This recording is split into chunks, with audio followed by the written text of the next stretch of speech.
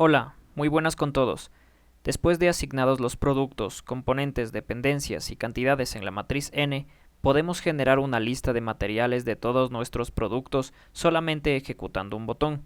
Así pues, entonces nos vamos al módulo BOM y damos a clic a BOM.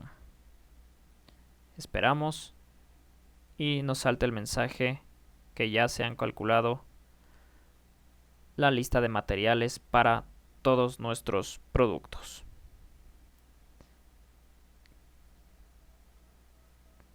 Bien, con el BOM ya calculado, procedemos a guardar nuestro proyecto y nos vemos en el siguiente.